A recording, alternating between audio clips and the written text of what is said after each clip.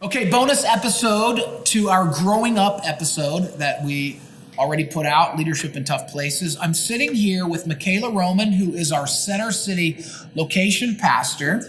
And I say Center City here, we say it in Philadelphia. It might be downtown for you. Maybe. Nonetheless, welcome, Michaela. Thank you. Thanks for having me. Michaela, give us a little bit of background, how long you've been on staff, and as well as how long you've been at the church and kind of some things you did.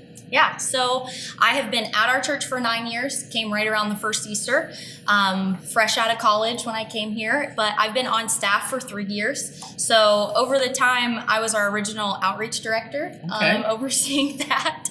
I've been a coordinator of multiple teams. I remember the outreach director thing. That was when we had this food share. Yeah. And you were driving like an hour every Sunday or something. Every Sunday morning, I would get up at 6 a.m., drive to Westchester because we didn't have a permanent facility to keep this food. So it was this cold Wawa food. So we would go, I had a team of people, we'd package it up and we would give it out every Sunday until we realized this wasn't really helpful. Well, it was helpful for a while.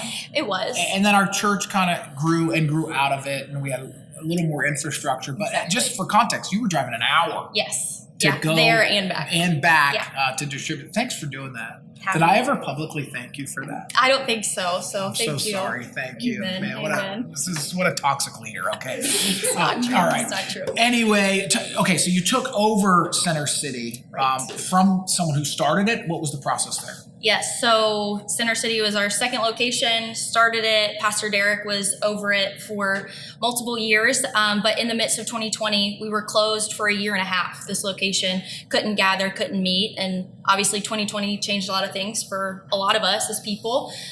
So it was just time for Pastor Derek to shift his seat on the bus, and you came to me, and I was over TBSL. I'm one of our directors there still. Which is our college. Yes, our leadership school, and it was just time to hey, we really need a part-time pastor for Center City because we weren't gathering, really just trying to figure out what do we do with this. And I remember you came to me and said, hey, it's just time for you to come on staff. We'll figure it out, but will you be the LP and the director? Yeah. And that's been 3 years. Yeah, so both of those roles were kind of a part-time thing. The unfortunate thing about Center City was, and I'm sure a lot of people experienced this, is Center City was closed the longest. Yeah. And we had so much trouble in that particular area of the city finding somewhere to go. And so we really replanted. It was a thriving location. And Derek, of course, you mentioned, he became our worship pastor. It was a thriving location. And then, essentially we restarted it. You had to restart and replant in a lot of ways. You had a very small core team, and then we just restarted. And so it's taken us a while. But we really have some good momentum down there. What do you think is contributing to the growth and getting this thing back to its glory days? Yeah. So I think some of it has been time and presence on that side of the neighborhood. When we moved locations, we're still in the limits of Center City, but we went from one side of it to the complete other side of it.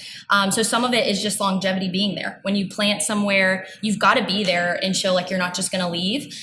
We've also kind of, as you mentioned in your teaching, I think we've just grown up in our leadership, how we pray for the location and how we work the ground.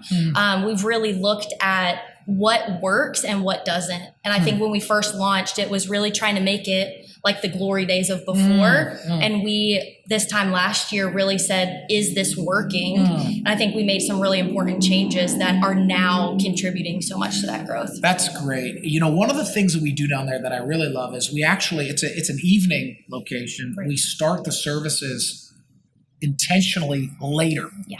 Going back to the getting younger piece of the puzzle is we create an atmosphere and an environment for additional connection, and people are all there hanging. And I think it's the best part of the whole thing. It's really cool. It's so fun. We don't let people sit until 10 minutes after we say service is going to start. Right. So guests come in. That's what I like most about it as well, that guests come in and we have long, good conversations with them before they even sit in a service. And that goes like a really long way. We catch most of our guests before service starts. Yep. People are just staying, drinking coffee, tea, treats, whatever. Okay.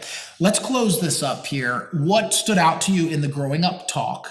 And what have we applied, do you think? Yeah, I think what I like the best, and I think I've seen in my 9 years that we've just gotten so much better at is the piece of getting better.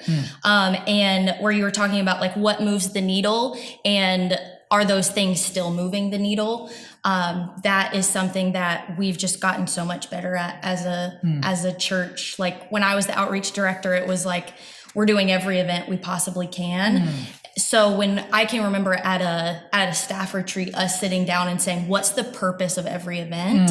That I think was such a game changer for our church. And we eliminated, at the time, we had the largest egg hunt in the city. And we just said, we're not going to do the egg hunts anymore. Yeah. What is the purpose here? Right.